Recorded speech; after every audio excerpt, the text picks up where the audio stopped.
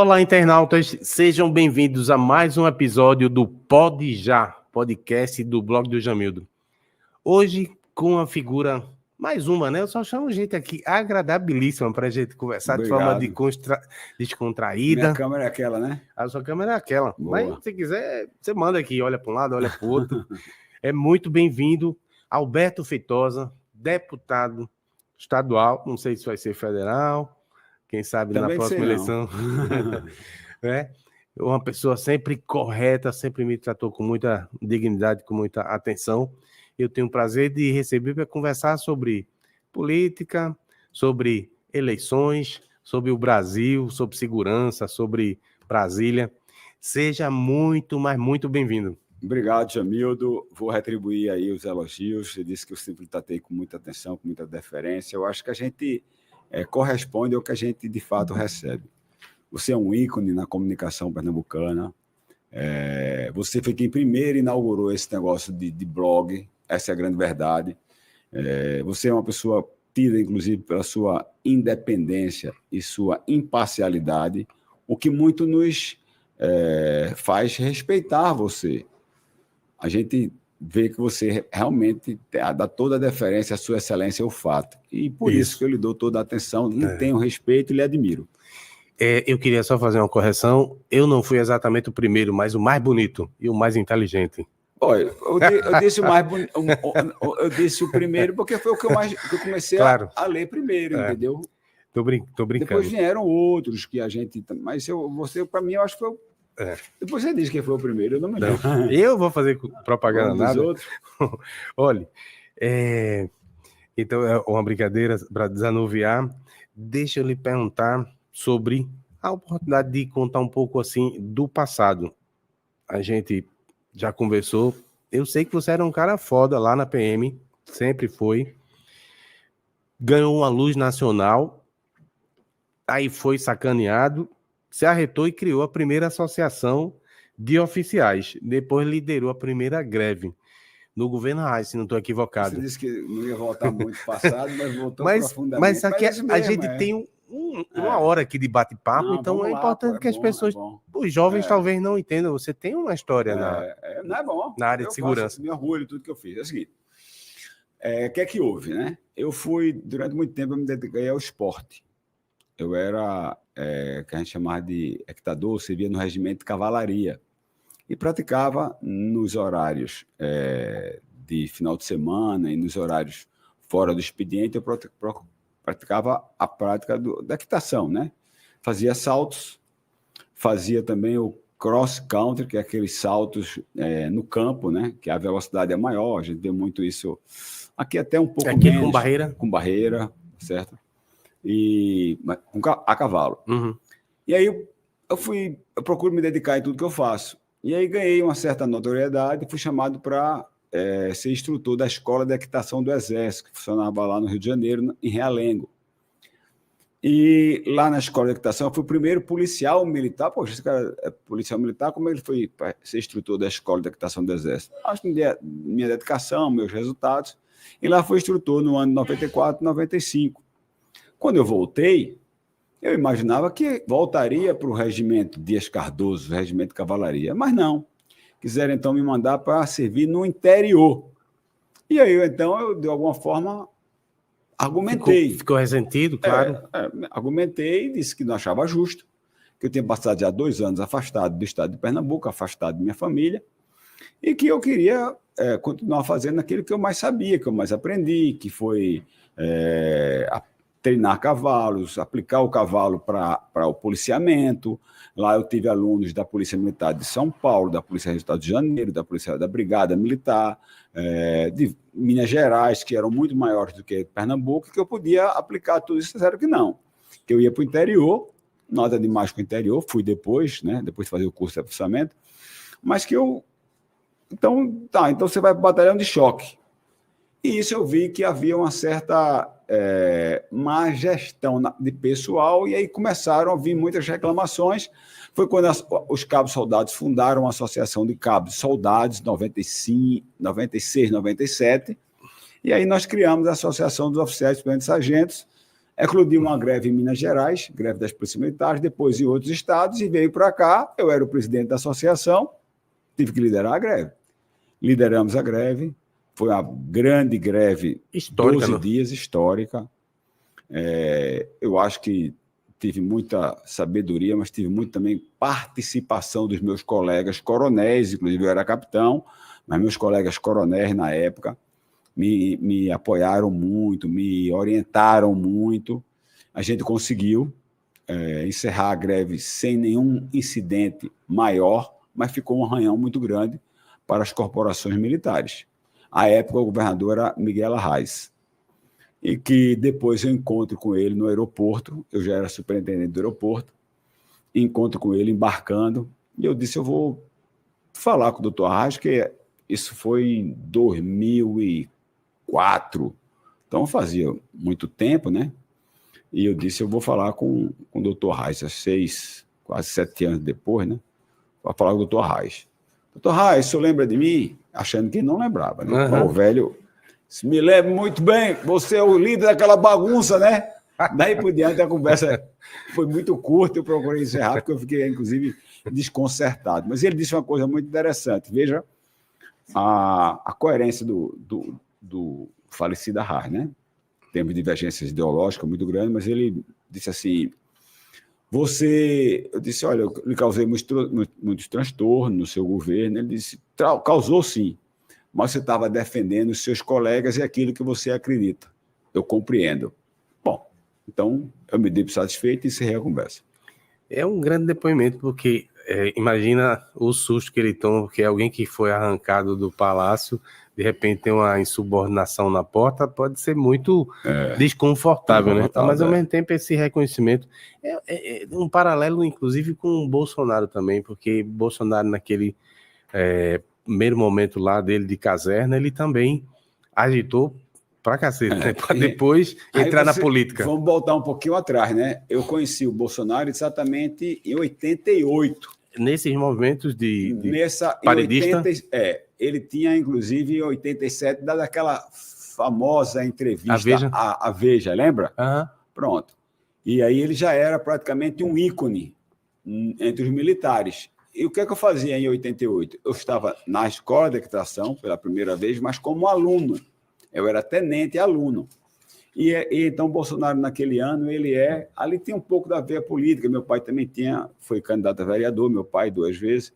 E eu já tinha um pouco daquela veia política, embora tivesse uma certa repugnância em casa com relação à política, que a gente viu o desgaste do meu pai, aquela coisa. Ele não tinha se elegido, tinha ficado uma boa votação. Bom, enfim. E aí a gente via que Bolsonaro é candidato a vereador e praticamente toda a guarnição do Rio de Janeiro apoiou. Naquela época eu fui no banco, era então Banco Real, tirei recursos da minha conta, não sei, naquela época, R$1.000, R$2.000, tirei e para a gente poder fazer panfleto para Bolsonaro, porque Bolsonaro não tinha dinheiro, era capitão, né? E a gente fazia panfletos em gráficas, e era caro demais. Ou então a gente fazia xerox, também era muito caro, né? Hoje faz card, nem paga. Nem paga tudo. Bom, e aí foi onde a gente, diga assim, porque praticamente todos os meus colegas, alunos, sargentos, que os cabos soldados naquela época, era a primeira vez que ia votar depois da Constituição, né? Mas ainda tinha uma certa dificuldade para votar os cabos soldados. Mas então a gente elege Bolsonaro o 3º mais votado do Rio de Janeiro, vereador, e o 1º do partido dele. Então foi realmente uma vitória, e aí foi onde eu despertei política. Quando eu fui candidato a primeira vez a deputado federal, em 1998, Bolsonaro já era deputado federal e veio aqui me apoiar. Em 98 ele veio me apoiar para deputado federal. Eu até fui candidato pelo MDB. Devolvendo o gesto, né? Devolvendo o gesto. E outra curiosidade aí é que você estava nesse final de semana. Não, antes de falar do final de semana, a gente tem que perguntar um pouquinho sobre Arraes, e aí o outro personagem é o secretário. Como é que foi dar esse salto, virar secretário dos socialistas, que também é outro ciclo da sua vida? Teve alguma incongruência? Parece que algumas pessoas né, depois que você... Faz parte da tecnologia. Quando você migra para um lado dos socialistas e depois sai, muitos dizem, foi socialista, querendo colocar como se fosse uma pecha, está sendo incoerente. Mas como é que foi esse período que você virou secretário do lado dos socialistas? Veja, vindo de uma greve, não tinha essa questão animosidade. Não tinha essa questão socialista. Primeiro porque Eduardo nunca tinha tocado nesse ponto. Nunca tinha tocado nesse ponto de greve, de não sei o quê. Isso era um assunto que, para ele nunca tocou nesse assunto. E é diferente. Todas as vezes, eu, como deputado, antes mesmo de ser secretário, que envolvia alguma coisa das polícias militar, civil, sempre ele ouvia a mim, ouvia o soldado Moisés, que era deputado, e o Sérgio Leite, que era policial civil. Sempre ele, embora que ele não fizesse o que a gente dissesse, mas ele sempre ouvia, entendeu? Já com receio, com medo. Eduardo era muito habilidoso, tanto que ele passa os 8 anos, os 7 anos e 4 meses como governador e não tem uma greve no governo de Eduardo, né? Ele sempre... Era habilidoso. Fez promessas por escritas vindo das associações, cumpriu a todas, criando, inclusive, direito de andar em ônibus, criando, inclusive, escalas que ele prometeu, criando a possibilidade do soldado fazendo o curso, ascender até o posto de major. Então, inclusive, eu relatei isso aí como deputado. E ele nunca cobrou isso. Como é que se deu a chegada à Secretaria de Turismo, né, para o governo do então governador Eduardo Campos? Pelo partido. Foi uma escolha do partido. Naquela época éramos eu, Sebastião, Henrique Queiroz, eu acho que Esmeraldo Santos, enfim. E aí, Inocêncio Oliveira, que tinha uma participação muito forte na política, era um deputado muito atuante, deputado federal, já acho que nessa época, no 8º ou 9º mandato. Então, ele faz a indicação do meu nome para compor o governo Eduardo. Então, não houve esse alinhamento ideológico com o PSB. Houve a inteligência de Eduardo de buscar o centro, convergir. E a Secretaria de Turismo, se você lembra muito bem, passava por uma crise muito grande, daquela crise dos shows fantasmas, né, o Tribunal de Contas em cima, isso foi uma coisa a nível nacional. E então, Eduardo, inteligentemente, também disse: vou botar um cara duro, um cara com experiência de gestão, porque eu tinha 27 anos de polícia militar. Lá, querendo ou não, você é policial, mas também você, como oficial, você é gestor. Eu tinha sido chefe de centro da Ciência Social, eu tinha sido fiscal administrativo financeiro do Batalhão de Choque, a gente faz toda a manutenção, assim, cuida de tudo da parte administrativa do Batalhão de Choque. Eu tinha sido comandante de companhia, quando você toma conta de tudo, a companhia em Carpina, em Cabrobó. Eu tinha uma disciplina, chegava como até hoje, chego cedo no trabalho, resolvo tudo, dou retorno, enfim, sou zeloso. Então ele disse: eu vou colocar esse cara, que esse cara vai segurar essa onda aí do trade, vai segurar essa questão aí desses caras que gostam de fazer essas peripécias do show fantasma. E assim nós fizemos, e fomos escolhidos durante 2 vezes o melhor secretário de turismo do Brasil, mas sem essa questão do alinhamento ideológico, não, foi alinhamento de gestão. Aí foi gestão, o gestor com um secretário indicado pelo partido, que entregou muitos resultados. E depois também na municipalidade, né? Na municipalidade também não... Aí, veja, na municipalidade é interessante, porque na municipalidade, é preciso lembrar que quem o PSB enfrentou ali já foi o antipetismo. Perceba que vinha de João da Costa. E o que é que Eduardo faz? Quebra com isso. Quebra isso aí. Foi o antipetismo, né? E aí, nesse antipetismo, quem se elege? Geraldo Júlio. E quem se reelege também depois enfrentando João Paulo? Geraldo Júlio se elege enfrentando Humberto Costa, não é assim? Depois ele se reelege enfrentando quem? João Paulo. Somente. Aí eu vou ser gestor lá, já na segunda gestão, na primeira gestão, quando o Geraldo dá sinal de voltar para poder eleger Paulo Câmara, eu peço para sair. Porque eu disse: com o PT não dá para ficar. Ali funcionava como um antídoto, né? Para separar o PT, separar. E lá também eu fui para uma secretaria de saneamento, que ninguém queria, com obras, todas as obras paralisadas, dinheiro, inclusive, para prestação de contas no BNDES, dinheiro para prestação de contas na Caixa Econômica, dinheiro dentro da própria prefeitura da cidade do Recife, e eu consigo construir e entregar 993 apartamentos de altíssima qualidade, calçar, drenar e sanear mais de 100 ruas na cidade do Recife. Bom, a gente fez também um bom trabalho, né? Mas quando o PT volta a fazer parte, ou volta a se alinhar com o PSB, aí eu pessoalmente me afastei. Aí a gente pula para um terceiro ciclo, né, que é esse mais recente, em que você abraça o bolsonarismo de uma maneira bem mais, ou o conservadorismo de uma maneira muito mais latente e explode nas eleições estaduais. Como é que foi isso? Veja, primeiro dizer que não existia, até 2014, 2016, 2017, não existia esse negócio de inocência, até dizia muito engraçadamente. No Brasil não existe direita e esquerda, existe direita e esquerda em sinal de trânsito, que a gente não tinha realmente essa polarização. Aí quando começa a surgir o Bolsonaro, em 2015... Bolsonaro é o catalisador.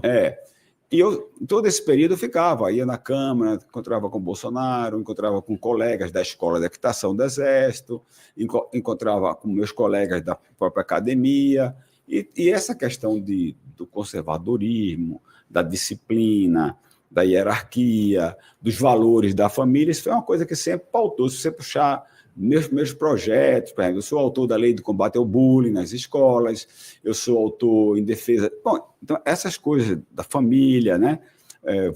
Então, essa coisa sempre me pautou, né? A questão da religiosidade, minha relação com a igreja, sempre foi nisso aí. De repente, então, isso aflora, eu digo até fruto, não do simplesmente da posição do Bolsonaro, mas fruto do abuso. O que aconteceu agora nos Estados Unidos? O americano baniu a pauta woke, né? Que é essa coisa de gênero. Identitarismo. Identitarismo. Essa coisa cansou a população. E a população disse: eu não vivo disso, eu não como disso, eu não vou cuidar dos meus filhos com isso, eu não vou comprar um carro, eu não vou comprar uma casa, eu não vou melhorar minha situação de vida com isso, né? E o PT, eu acho que abusou demais. Abusou na corrupção, abusou com esse sectarismo também dividindo branco, preto, pardo, amarelo, rico, pobre, trabalhador, empregado, né? Então sai abusando com isso, e aí aí começa com essa questão de gênero, já começa lá atrás, né? E aí começa com essa divisão da população, aí começa a invasão na questão da pauta da família, a questão religiosa, e aí surge quem? Surge aquela referência que tinha na Câmara, que vinha de 7 mandatos, sempre muito bem votado, o Bolsonaro.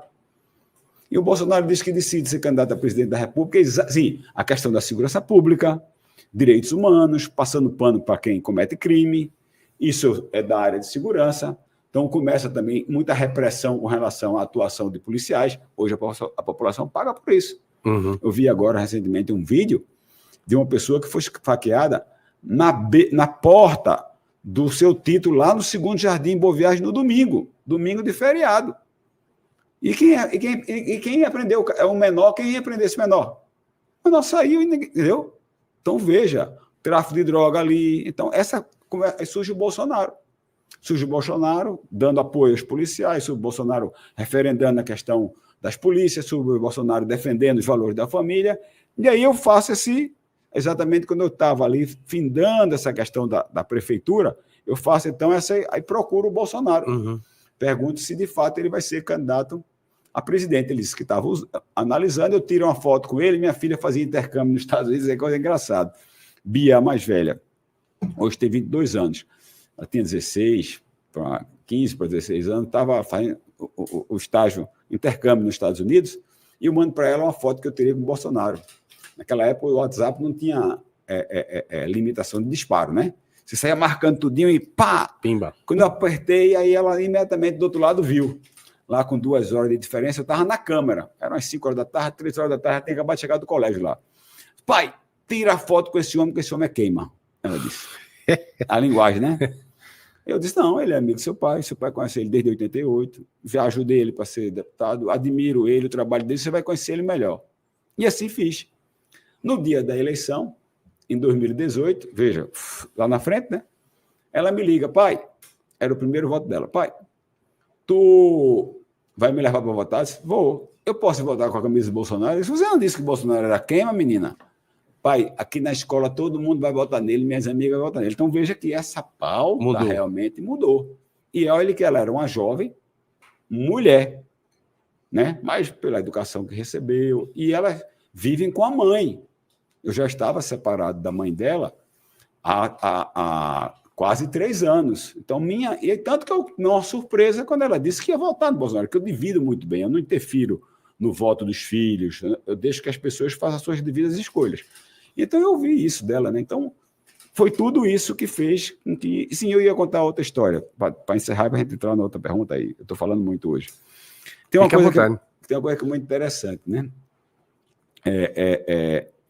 A questão do Bolsonaro, ele disse que entrou, decidiu que ia ser candidato, porque eu ficava perguntando, e aí, Bolsonaro vai ser candidato? Vai ser candidato? Aí, capitão, vai ser candidato? Aí ele disse, estou vendo. Ele disse que decide no dia... Lembra que ele foi da Comissão de Direitos Humanos? Ele foi indicado pelo partido, na época, acho que ele era do PP, ele foi indicado presidente da comissão. Aí houve uma revolução na Câmara danada, aí ele mesmo resolveu sair, porque disse que não ia conseguir fazer a reunião da Comissão de Direitos Humanos. Mas ele ficou como membro da comissão. E aí houve aquele negócio do presídio lá do Maranhão, de Casinhas, é isso? Casinhas aqui no Rio Grande do Norte, não? Foi aquele que decapitaram as pessoas. Não, teve lá para a área norte, teve sim. Não me lembro, acho que é de Casinhas, depois procurei, não. Aí ele disse que estava saindo da Câmara, eram umas 17 horas, não, meio-dia, mais ou menos, é 17 horas quando ele volta. Ele ia saindo da Câmara, ia fazer uns exames, alguma coisa, e ele vê que toda a imprensa nacional, também, toda a imprensa estava lá, seus colegas jornalistas, todos cercando a Maria do Rosário. Sim. E ela comentando o que tinha acontecido nesse presídio, que presos entraram em brigas, né, e mataram, e decapitaram, esquartejaram aquele negócio todo. Aí ele disse que aqui ele muda o curso assim, do trajeto, eram em linha reta, né, ele disse que muda o curso assim, passa bem perto do jornalista e disse, tem mais aqui se fuder, aquele jeito dele, né? Tem mais que se fuder mesmo. Porque é só não roubar, não matar, não estuprar, que não é morto, não passa por isso. Diz que quando ele acabou de falar isso, toda a imprensa corre, deixa a Maria do Rosário falando sozinho e volta para ele. Todo mundo volta para ele, né? E aí ele dá aquela entrevista, já, se você quiser depois aí no intervalo, a sua equipe, até colocar ele falando isso, né? Naquele momento. E ele diz que dá essa entrevista, fala, repete isso que disse, naquele tom muito próprio dele. Agora ele está até mais calmo, né? Aí ele sai, diz que 17 horas ele tinha uma rede social ali, lá, em torno de 70 mil seguidores. Quando ele pega o telefone, que vai voltando, ele disse que quando chega na câmera, liga o telefone, tinha várias ligações do Carlos, que é o filho que cuida desse negócio de rede social dele. Carluxo, ele chama de Carluxo, né? Que é o Carlos Bolsonaro, vereador, agora reeleito em janeiro, inclusive mais votado.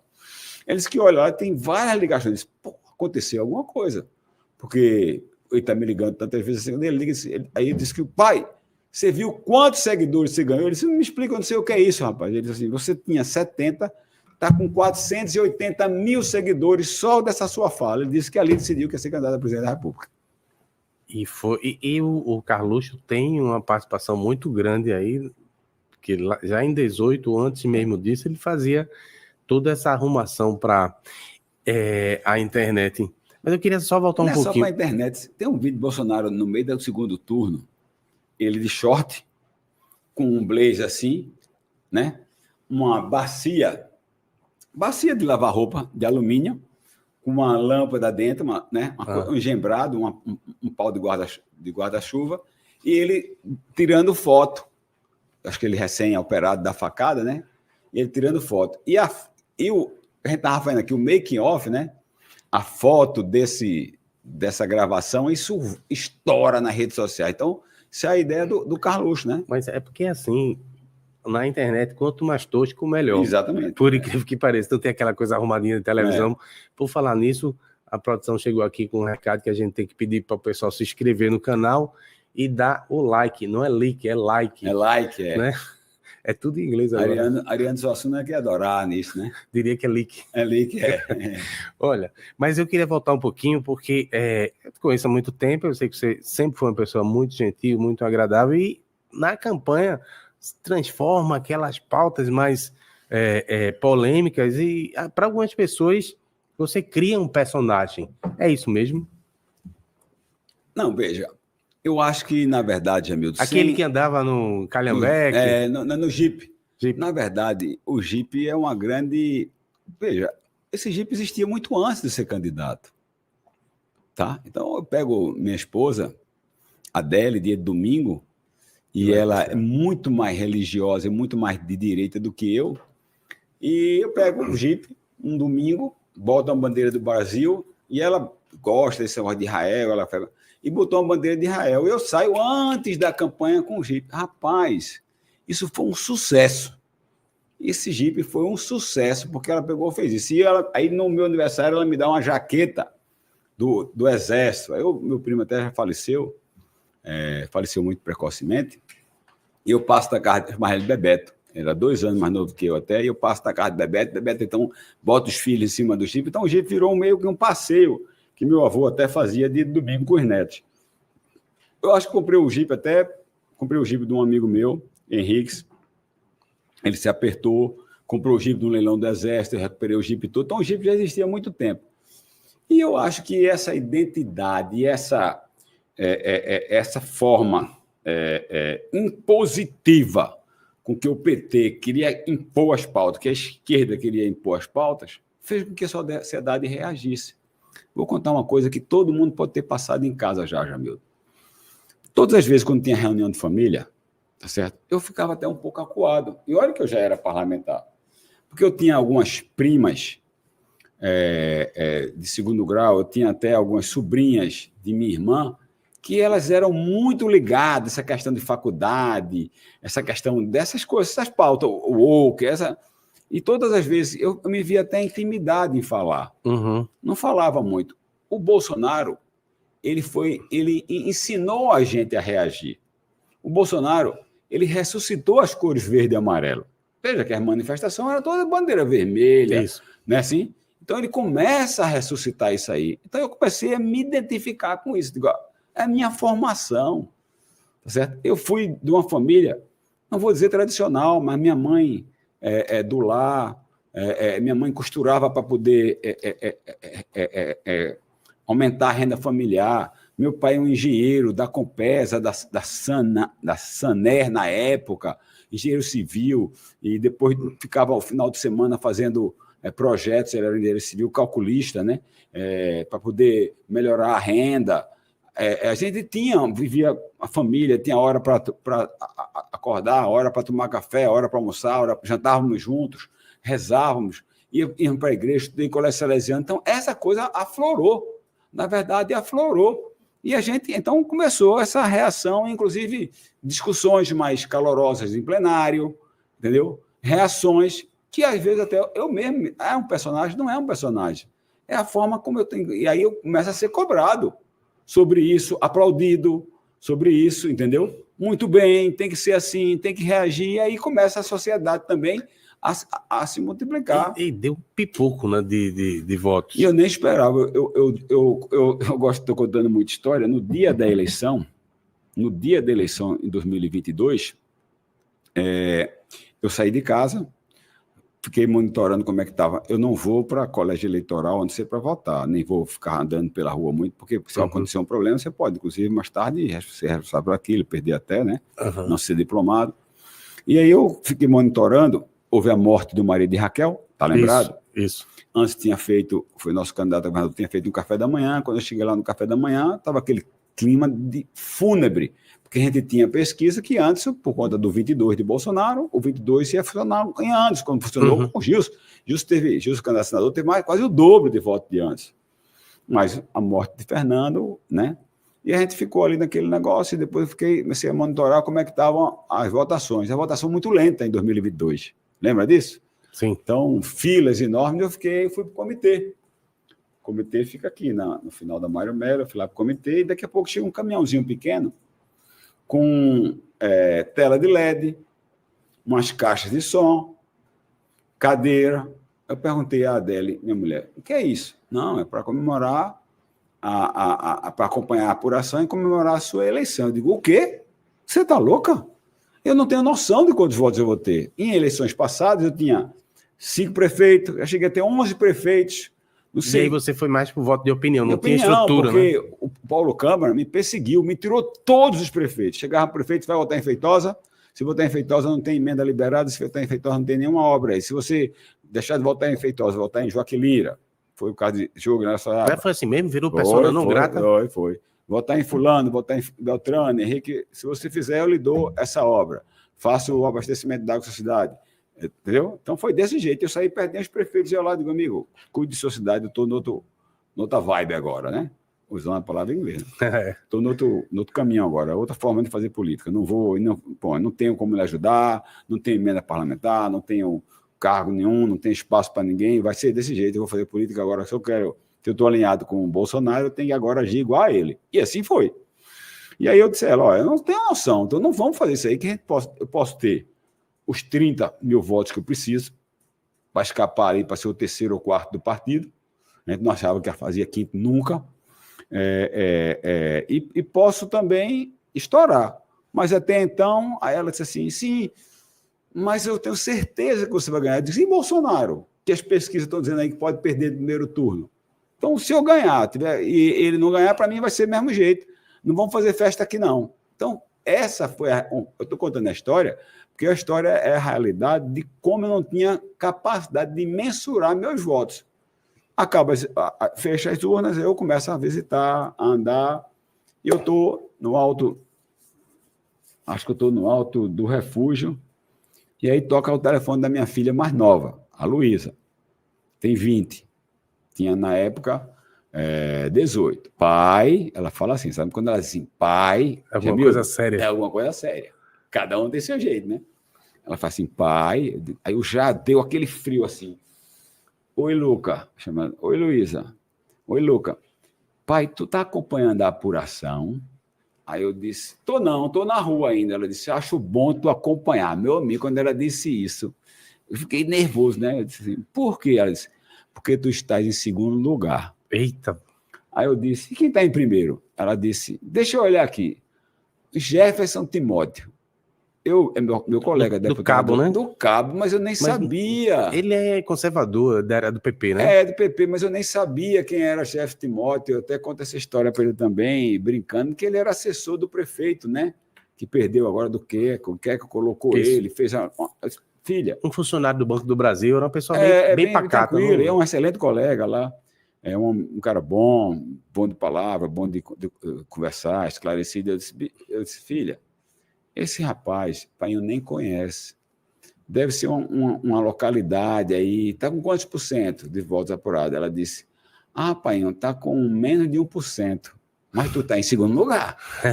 Aí eu disse, não, vamos acompanhar mais um pouquinho. Desliguei o telefone, estava com minha mulher e com Sandra, que é minha chefe de gabinete. Eu disse, rapaz, eu estou com clima para ficar aqui fazendo visita, não. Vamos para o comitê? Ou vamos em direção ao comitê? Que se esse negócio der certo, eu vou para o comitê. Se não for, eu vou passar em casa, vou tomar um banho, vou curtir um pouquinho a ressaca de não ter me elegido e vou para o comitê agradecer as pessoas. Descemos o Alto do Refúgio, pega a Avenida Norte, a Avenida Miguel Arraes também, né? Aí ela, pai, de novo. Eu digo, diga, Luísa. Sim, nisso eu já não estava nem dirigindo, já pedi a minha mulher para dirigir. Diga, Luísa. Ela disse, olha, agora tu passou para primeiro lugar. Eu digo, e foi? E quanto por cento? E está com quantos por cento de voto? Ela disse, agora está com 20%. Eu digo, com 20%. E eu, pai, eu está com quantos votos? Ela disse, está com mais de 40%. Aí eu digo, agora vamos para o comitê. Agora vamos para o comitê, porque eu já estava eleito. Entendeu? E aí foram 146. O resto era lucro. Aí o resto era lucro. Tem que dar um pequeno comercial aqui para falar aí, dos parceiros. O pessoal da Tempos que cede aqui o espaço para a gente gravar o podcast. Boa iluminação, flexibilidade aí no espaço e principalmente bom som, né, que é importante. O pessoal da Five Heads, lá do Ceará, que cuida de SEO, dos segredos do blog Ser Bem Sucedido, é usar tecnologia de SEO. E Supermercado Central, que fica aqui no Torreão. Voltando, deixa eu lhe perguntar sobre... Foi um sucesso, mas já no mandato, é como se fosse lá aquela entrevista do Bolsonaro que você citou, o boneco do mosquito da dengue. Esse foi uma sacada, como rapaz. Como é que você teve essa ideia? Bom, deixa eu te falar. Eu não sou um cara de não reconhecer quem me dá ideia. Pelo contrário, todo mundo que trabalha comigo diz isso. Essa aqui é fulano tal, quero agradecer fulano tal do meu gabinete, que fez isso, que fez aquilo, fulano fez ofício. Fulano, então, foi o cara que me trouxe a ideia dessa lei. Esse boneco não foi ninguém, fui eu. Uhum. Fui eu. Por quê? A gente acompanhou a pancadaria que foi em cima do Bolsonaro, genocida, não teve vacina. E eu me lembro, se me lembro bem, você foi lá e entrou várias vezes contra, seja Paulo Câmara, e especialmente Paulo Câmara, que estava no governo, para impedir que tivesse uma restrição maior à circulação em prédio Exatamente. público, de máscara e tudo, né? Então, assim, era uma questão de coerência. Ainda ontem eu estava com o Bolsonaro e conversando com ele, e ele disse assim, o que é pior, que os prefeitos e governadores, que o primeiro fecha tudo, fica em casa, funcionou em vários países, em várias cidades no mundo, com o objetivo de frear uma alta contaminação e as pessoas não terem socorro nas clínicas médicas e nos hospitais. Não existia número suficiente para aquilo.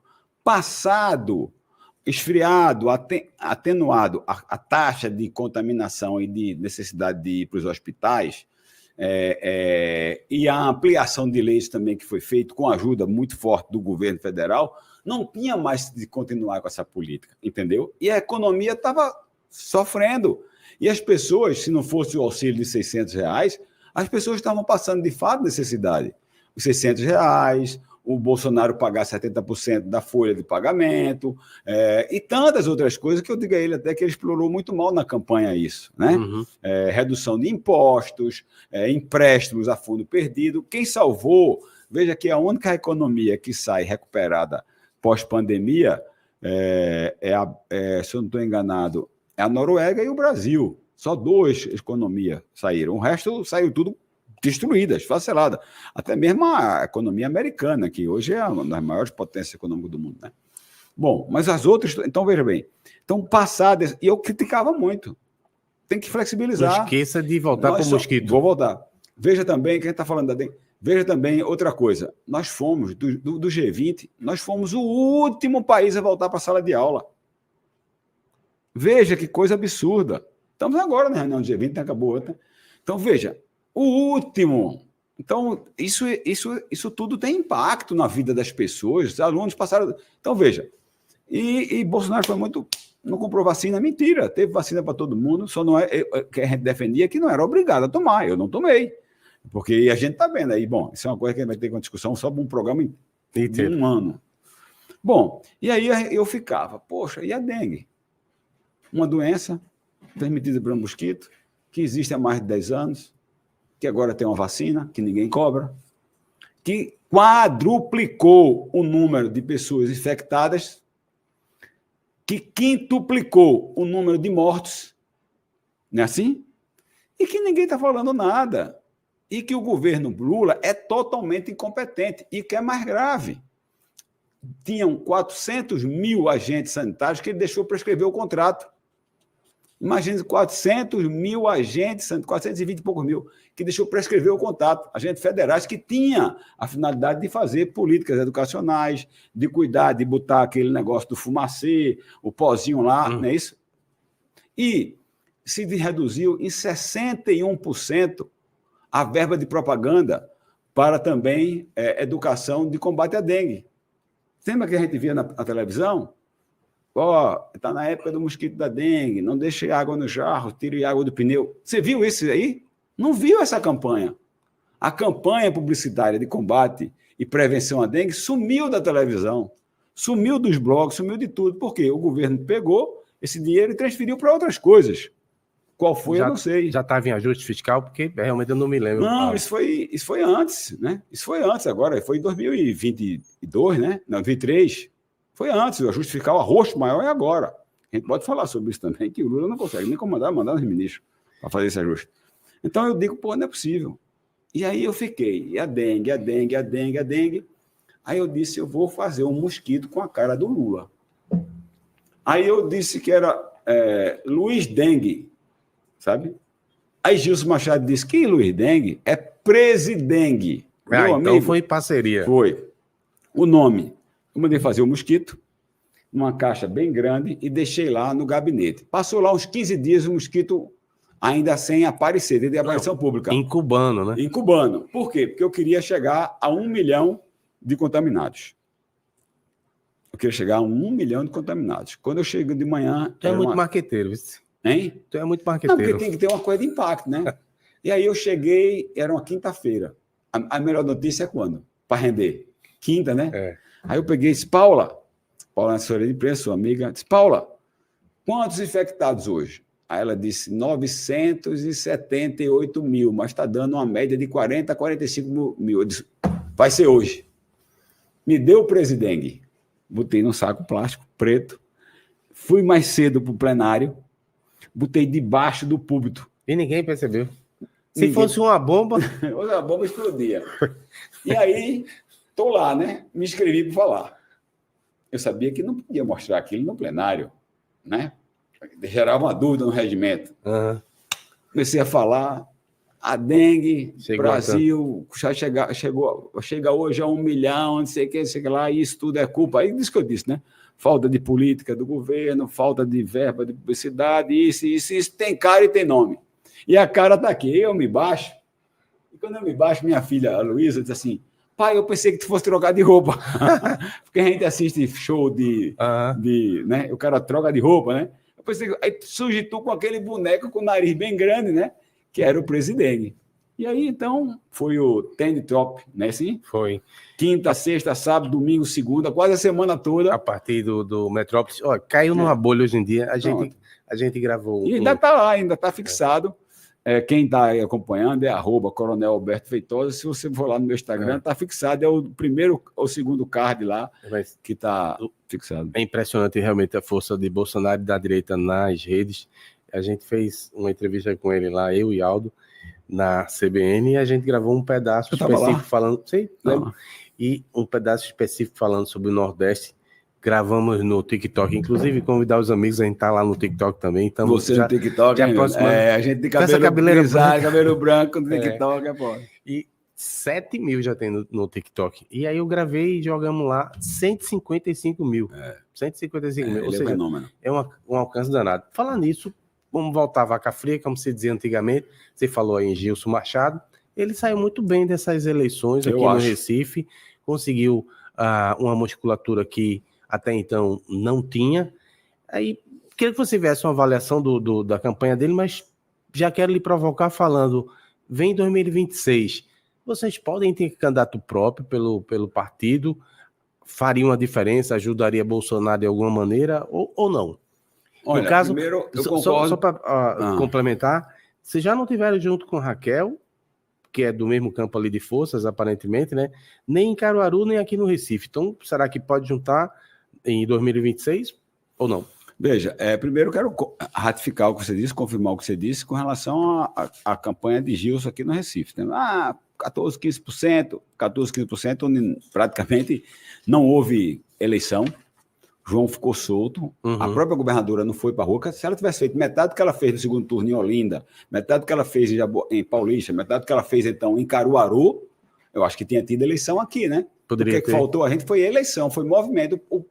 Minha filha, um dia ela desceu para tomar café, aí ela disse, pai, eu estou ouvindo na entrevista de Daniel que eu vou com o Gilson para uma outra emissora, né? Vou com o Gilson, eu quero acompanhar o que Daniel disse, né? Foi o primeiro, o Gilson seria o segundo ou terceiro.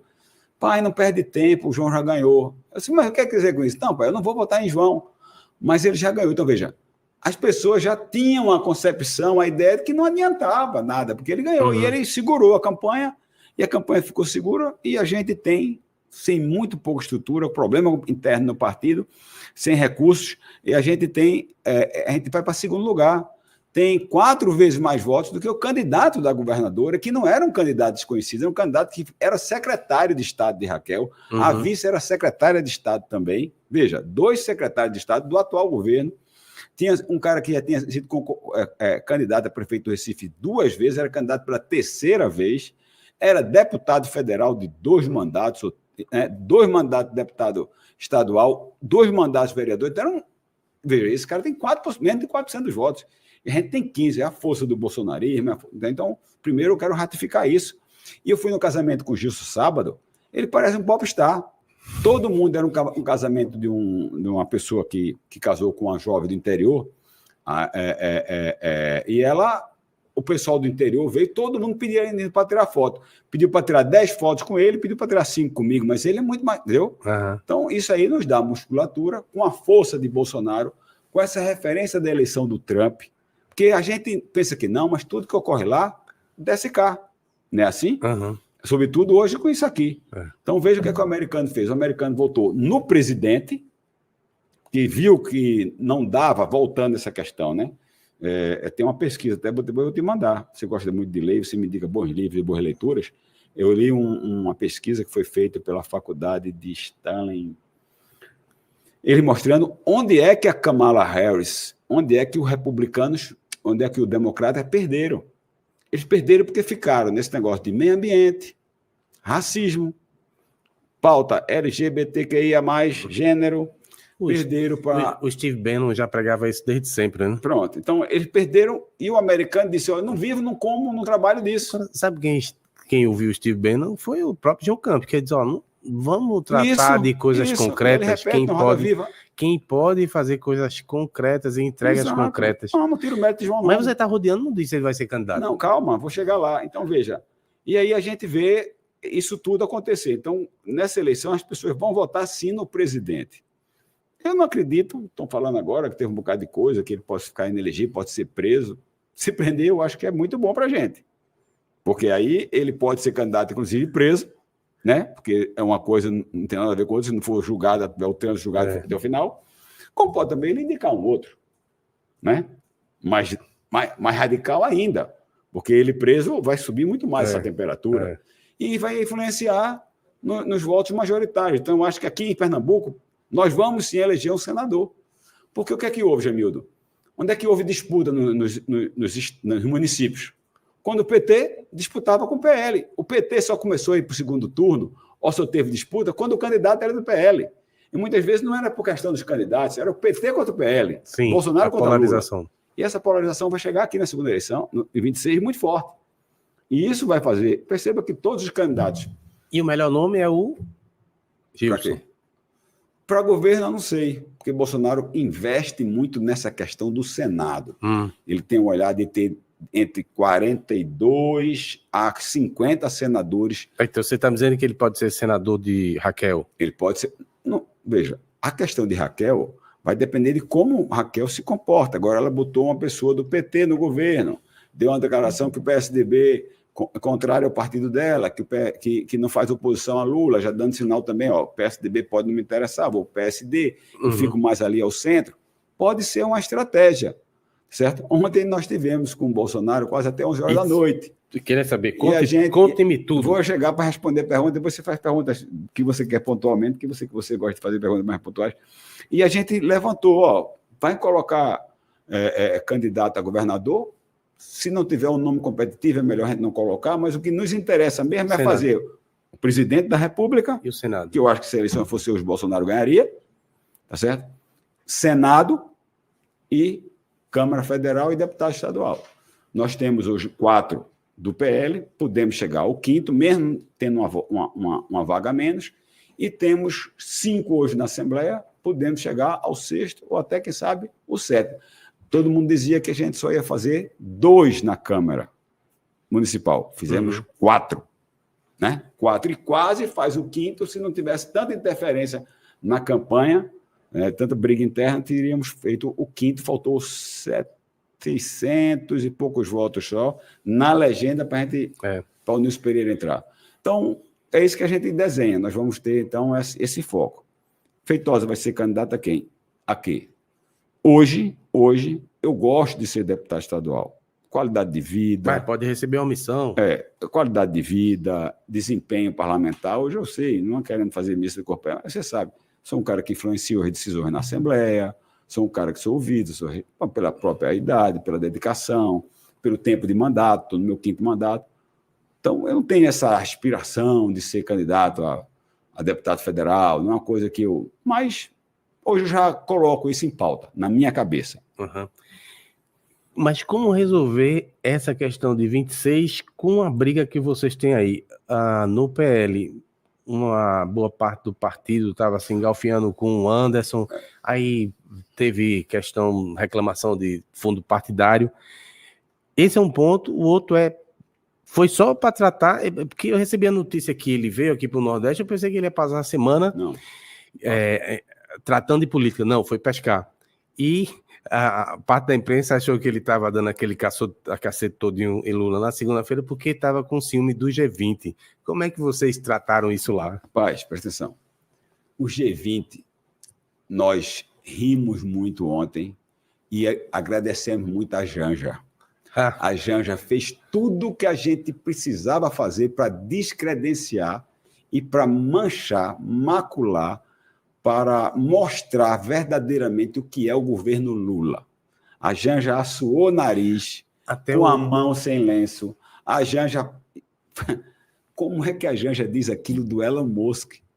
Elon Musk, o cara que estava com o Trump antes, durante a apuração e pós-apuração. Lá não tem ministro, lá tem secretário. Ele vai ser secretário de inovação e desburocratização. De desempenho governamental. Inclusive, eu vou dizer um negócio aqui, viu? Pode ser, como o Trump não pode ser mais reeleito, porque ele já foi, né? Pode ser o nome? Pode ser o nome do Trump, entendeu? Então, criando os embaixadores brasileiros, os cônsules, fazendo o maior esforço para ver se Lula consegue colocar Lula numa ligação mais amena com Trump, que Lula disse que ele era fascista, radical, que era o mal que seria para o mundo, né? Então está ali tentando consertar, vem a Janja e faz isso. Eu lamento como brasileiro, como de direita, como de opositor, nós só comemoramos, né? Então o Bolsonaro não estava nem ligando para o G20, a gente deu assim... deu uma certa risada, né? Porque é patético e o Lula fica naquele descontrole e diz que o Brasil está melhorando a economia. Pergunta a dona de casa se está melhorando, se está aumentando o número de empregabilidade. Pergunta ao cara que está com a carteira de trabalho, que ele olha todo dia, bota ela no bolso, sai para ver se está melhorando a segurança. Está melhorando a segurança? Domingo, eu acabei de contar aqui, tem um cara sendo esfaqueado, briga ali no segundo jardim, a gente lá no meu prédio, ninguém pode andar para passear, as senhoras vão descer ali, moram na Jaqueira para passear o cachorro, tem que deixar o celular e a aliança, porque agora é uma quadrilha do ouro. Então, onde é que está melhorando? Não está melhorando em canto nenhum, então começa a dizer um bocado de mentira ali. Bom, e qual foi a vinda de Bolsonaro? Pô, Bolsonaro andou em mais de 200 cidades. Andar e ser ovacionado em mais de 200 cidades nesse período. Nós fomos a Itambé, foi uma loucura, nós fomos a Gravatá, foi uma loucura, Recife, Olinda, Jaboatão, não precisa dizer, né? Camaragibe, Carpina, estou dizendo daqui, Nordeste, terra do Lula. Imagina nas outras cidades, quando ele vai para o Centro-Oeste, para o Sul, para o Sudeste, né?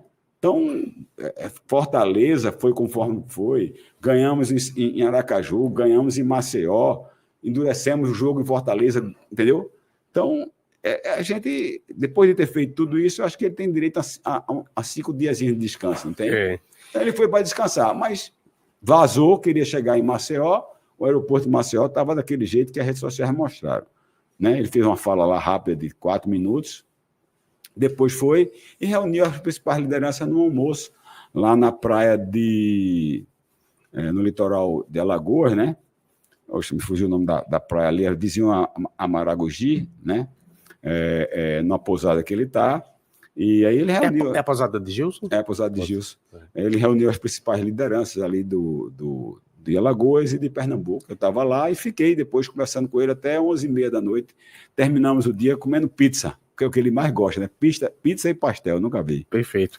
Olha, o vídeo que eu vi, ele fala que esculhamba a Janja, né, com certeza. Ele fala também da questão de ter medo de ser eliminado fisicamente. E a frase que repercutiu mais, ele disse assim: Trump voltou, eu voltarei. O senhor acredita que existe realmente essa possibilidade, considerando que ainda tem lá a questão da inexigibilidade, e associar com um evento que aconteceu semana passada, que foi aquele rapaz lá que se explodiu? Há um entendimento na imprensa nacional de várias analistas, correntes, que talvez prejudique a anistia. Qual foi a avaliação que vocês fizeram lá? Bolsonaro comentou alguma coisa disso contigo ontem? Todo mundo comenta sobre isso. Primeiro, vamos lá. Inexigibilidade de Bolsonaro. Poxa, Bolsonaro roubou? Bolsonaro bateu, matou em alguém? Qual o crime que Bolsonaro cometeu? O crime que Bolsonaro cometeu foi reunir embaixadores. Aí não pode condenar ele por isso. Ele é presidente do Brasil, ele pode chamar embaixador. Quem não pode chamar embaixador para se reunir é o presidente do TSE. Esse não tem autonomia. E para dizer a embaixadores, olha, tão logo sair o resultado das eleições, os senhores têm que fazer as suas nações que vocês estão lá reconhecer. Pô, sabia qual era o resultado das eleições? Que preparação é essa? Isso não é papel. O papel do convocar embaixadores é do presidente da República, que é o chefe do chanceler, que é quem manda em todos os diplomatas. E aí ele falou do inquérito 1831, aquele inquérito que, desde instaurado para poder apurar a fraude nas urnas eletrônicas, que tem 4 pontos lá que é preciso que sejam lidos, que até então não corria em segredo de justiça. No outro dia, a reunião é que o Alexandre de Moraes coloca em segredo de justiça. Então, esse é o crime de Bolsonaro? Que ele vai ficar inelegível? Eu penso que não. Como a reunião em si não pode levar à inegibilidade, eles disseram que foi para as despesas, porque foi feito dentro do Palácio do Campeonato. Onde é que o presidente trabalha? Ele vai reunir embaixadores vai alugar um auditório para.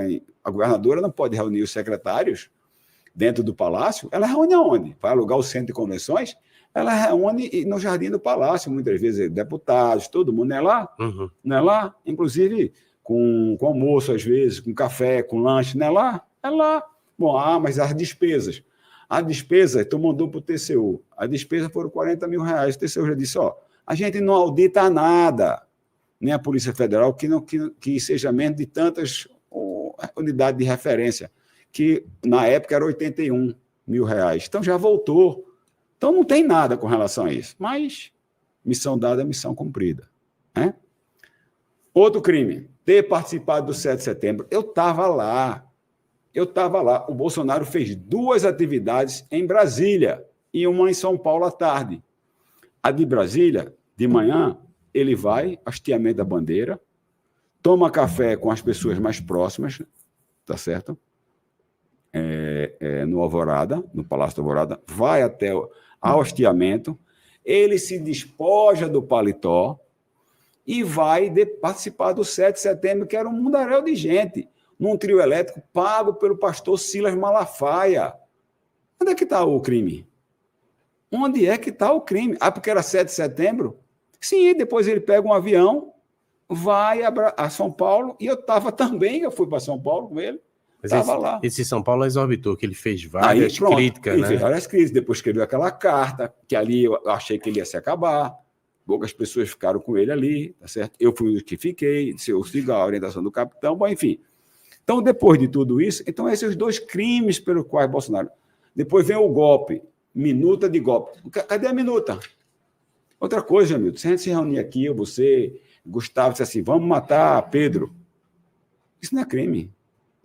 Agora, se eu saio daqui para matar, estou com arma, entro num carro com arma, com balaclava, não sei o quê, e é flagrado, aí sim, você botou o plano em ação. Uhum. É planejar. E outra coisa, a minuta do golpe era em cima da que diz a Constituição, que é o estado de defesa, o estado de sítio, que tem que ser aprovado por um grupo e depois ir para a Câmara. Então, fazer a minuta de uma coisa que tem na Constituição é crime? O cara se explodiu. Amigo, está lá, o cara tem declaração dizendo que ele nem é Lula, não aceitava Bolsonaro. Só que tem um homem-bomba com fogos caramuru. Meu amigo, o cara tem lá a declaração dizendo que ia encontrar ele em outra terra. Coitado, estava com um problema psicológico. Agora, a Janja disse que era um bestalhado, né? Imagina que uma família vê aquela declaração da Janja. Então, são essas coisas que a gente... Não é só ele, não, sabe? A gente fica conversando, ele fica ouvindo, coisa e tal, mas isso é uma coisa que permeia todas as redes sociais e qualquer roda de conversa. E a reação dele? Ele ri em algumas coisas, outras coisas ele acha que esse negócio mesmo dele estar inelegível, acha um absurdo, e todo mundo que é do mundo do direito acha isso um absurdo. Essa semana teve uma pesquisa... Acha que é uma injustiça. Essa semana teve uma primeira pesquisa que coloca a popularidade de Lula abaixo da negativa, a positiva abaixo da negativa. Veja. Não, ao contrário, perdão. A negativa superando a positiva. Isso aí você imagina que pode levar o PT, o presidente Lula a tentar restabelecer, colocar Bolsonaro no jogo novamente para poder restabelecer a polarização? Eu digo isso há muito tempo, né? Quem vai colocar, quem vai pedir para Bolsonaro ficar elegível vai ser o próprio PT, porque vê talvez essa polarização Lula-Bolsonaro a única forma do PT ir de fato ao segundo turno, porque se não tiver essa polarização, pode ter até que não seja o Lula que esteja lá, seja um Ciro que pode surgir, uma coisa nova que pode surgir. O Ciro está acabado. Não, eu estou dizendo um exemplo. Alguma coisa nova que vem aí, não tentaram agora a Tebet, né? Então pode ser que se não tiver essa polarização. Você acha que a Janja pode ser isso? Não, porque veja, a minha leitura é que não foi gratuito esse gesto que ela fez lá na G20. Ela busca ser um ator político, inclusive ela diz o que Lula não pode dizer, porque extraoficialmente... Diz que ela já chegou para Lula e disse, se a Dilma Rousseff pode ser presidente, porque eu não posso.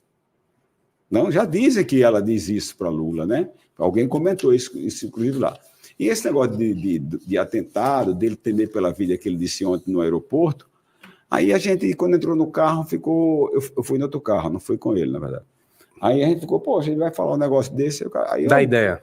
Dá ideia, porque assim, mas Trump sofreu 2 atentados, né? Então, é uma coisa que... E a gente está aumentando a segurança do presidente Bolsonaro, tá? Tá lógico. O cara agora passa a ser... Mas... já sofreu... A partir de Trump... Eu vou dizer aqui o que o Alexandre Moraes começa a dizer, que esse homem é uma ameaça, que ia afrontar contra a vida dele, o cara com fogos tupiniquim, que jogou fogos para a estátua e ameaçar entrar no Supremo Tribunal Federal, então aquilo ali não tem nenhuma segurança. Não existe aquilo, né?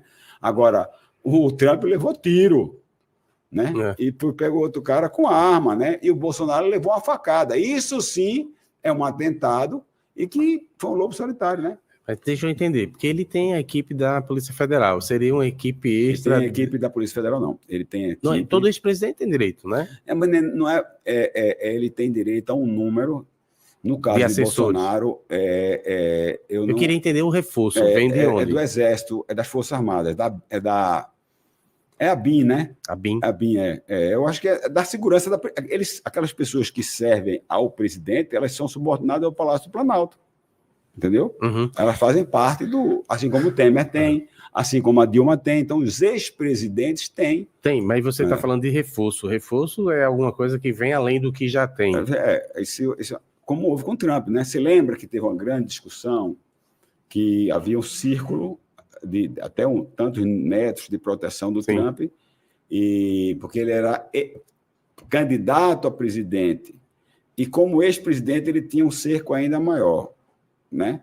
E agora... O perímetro ficou maior. Agora, como presidente, então... Inclusive, várias pessoas do sistema da equipe de segurança, né, dos Estados Unidos disseram, se ele fosse presidente, esse cara, a varredura seria muito mais ampla, né? Então, é preciso... Se isso está se chegando, lamentavelmente, a esse extremismo, né? De um lado eu quero dizer que eu sou totalmente contra isso. Inclusive, a violência? Inclusive, eu sou autor de uma lei do dia 11 de setembro, que é o dia de Bolsonaro levou a facada, Tereza Leitão, Zé Queiroz ficaram o tempo todo, vamos mudar a data, isso não muda a data, que é o dia de combate à intolerância política, que é justamente o dia que Bolsonaro sofreu uma facada, né? E que eu sou totalmente contra qualquer tipo de intolerância política. Deve você estar. Já fizeram com o Humberto, fizeram com o ministro nas ruas, fizeram. O Humberto entrou um telequete na livraria, não, né? Ia no campo de futebol, o cara. Vampiro! E eu sou contra isso, bicho. Eu acho que você tem que respeitar. Cada um tem sua ideologia, cada um tem sua posição. Cumprimentar, tratar com respeito. Você partir para agressão física, absurdo. Agressão verbal, também absurdo. De respeitar, tem que entender que cada um tem seu papel. Entendeu? Então, eu sou totalmente contra isso. Como é que você recebeu essa notícia hoje de uma operação da PF que prendeu vários militares... 4 militares e um policial federal. Sob a acusação de que eles tentaram colocar em prática um plano para matar. Tentaram colocar em prática. Tentaram colocar. Lula, Alckmin e o próprio Balela? Não, eu estou perguntando a Jamildo. Eu estou perguntando a quem está do outro lado. Você acredita de fato nisso no Brasil? E outra coisa, planejar não significa nada. Entendeu? Eles não disseram que numa conversa na casa do ex-secretário, né, o ex-ministro Braga Neto, né, o ex-ministro Braga Neto, eles comentaram esse plano. Alguém disse numa delação, tem o plano? Alguém viu o plano? Mostra o plano. Ou um cara dizendo assim, eu falei com o Jamildo, e falei com o Pedro, e falei com o José, e a gente estava pensando em invadir a sede do Jornal do Comércio. E lá a gente ia pegar fulana e fulano. Vamos fazer isso que dia? Que hora? Como? Uhum. Vai usar o quê? Tentando, isso não é nada. Isso não existe tipificação na lei penal brasileira de preparação. Quer ver outro absurdo? Preparação para o golpe de 8 de janeiro. Como é que você vai dar um golpe de 8 de janeiro que você está fora do país, que o Bolsonaro saiu no dia 30, está fora do país, e que você nomeia os generais, Marinha, Exército e Aeronáutica, a pedido do próprio cara que vai ficar. Uhum. Então, como é que você faz isso? Então, se você for dar o golpe, você dá antes do caras assumirem, né? Então, eu acho que esse é mais uma coisa, veja. O que é que... Meu sentimento. Eu não sou bobo. Eleições nos Estados Unidos. Cresce o bolsonarismo. Anima a tropa. Vamos frear. Eita, vamos na narrativa do cara lá que se explodiu, que era um elemento de altíssima pericolosidade. Pô, o cara é um chaveiro. Coitado. Poder potencial de letargia dele, de morte, de matar, pequeniníssimo. Fogos. O carro dele é um Ford Focus, eu acho que era um carro, sei lá, bem simplesinho, cheio de fogos Caramuru, fogos caseiros, fogos de São João. Cara, não colou, né? Tem que arranjar outra forma para poder frear, provavelmente fazer a ameaça de prender o Bolsonaro, entendeu? Para esfriar a militância bolsonarista. Meu amigo, para mim está muito claro. Pano de fundo, cortina de fumaça, para tentar frear. E no meu entendimento, aí eu vou a um artigo também que eu posso te passar do Eduardo Cunha. Ele diz, quanto mais... Eduardo Cunha, o ex-presidente da Câmara, que foi estar cassado, né? Quanto mais estica essa corda, quanto mais o TSE, o STF, promove esse tipo de coisa, só faz aumentar a força do Bolsonaro. E outra coisa que você falou, passou desapercebido. O que acontece com Lula, que agora ele passou pela primeira vez, eu disse há um mês atrás, no próximo é negativo. Lula vem em pesquisa, o problema não é o número que aparece agora.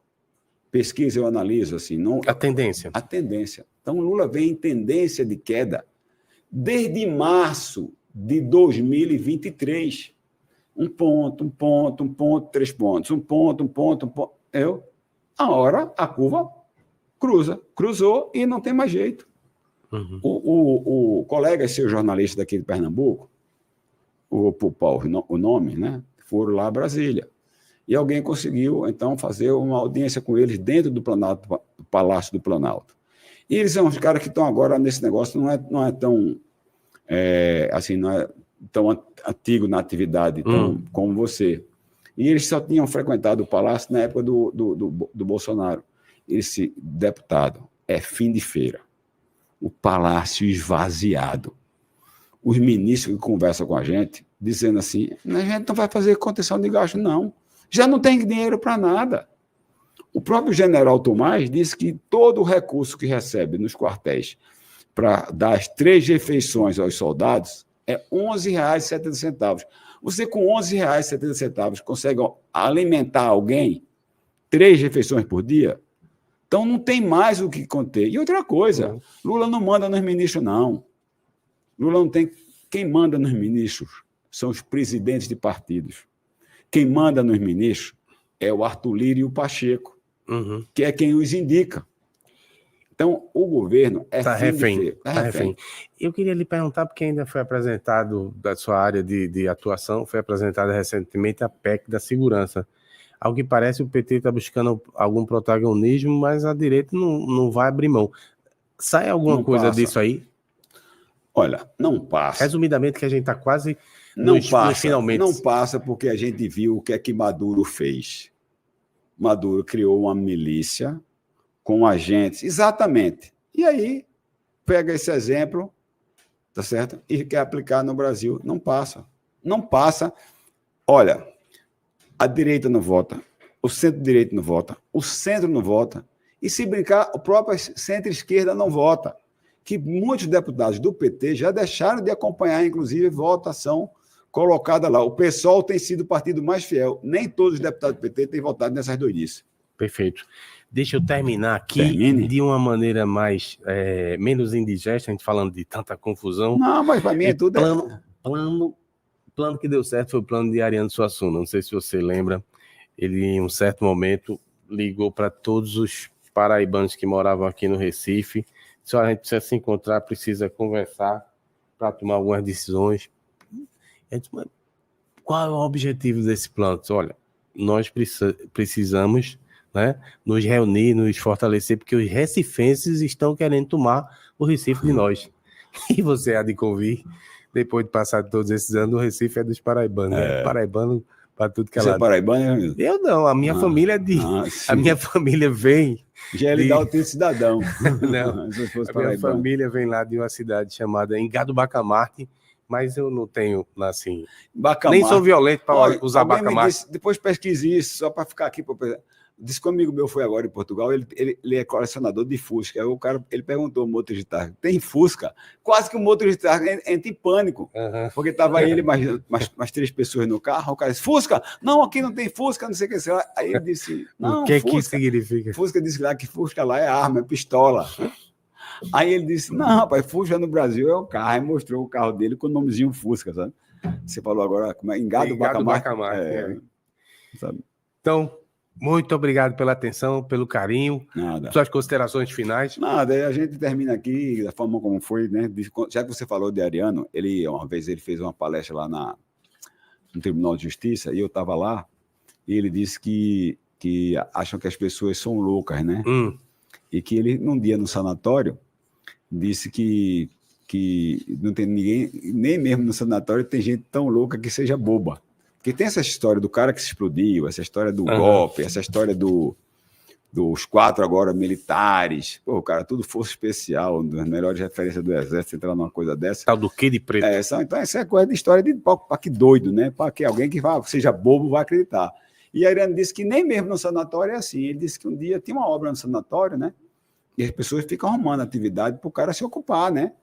E disse que então era para transferir 1 milheiro de tijolo de um lado para o outro. Sabe dessa, não? Sabe, não? Acho Vamos ver se o cara... Aí disse que deram um bocado de carro de mão lá e tinha um doido que só andava com carro de mão de cabeça para baixo. Porque a boca do carro de mão é assim, né? O dele, ele botava de cabeça para baixo. Aí o cara disse, olha, tá errado. Eu tô errado? Tô não. Eu tô certo, porque se eu botar o contrário, eles vão encher aqui, vai ficar muito pesado. Então... Vai arrumar serviço. Vai arrumar serviço. Então... Estão querendo arrumar serviço para ocupar a cabeça das pessoas, mas essas são a realidade, pelo menos do meu ponto de vista. Muito obrigado. Perfeito. E sempre à disposição. Abraço. Espero ter atendido aí os nossos telespectadores, né? Assim agora? Foi massa. Internautas, né? Foi massa. Um abraço. Chega batendo? Opa! Eita. Valeu, Romildo.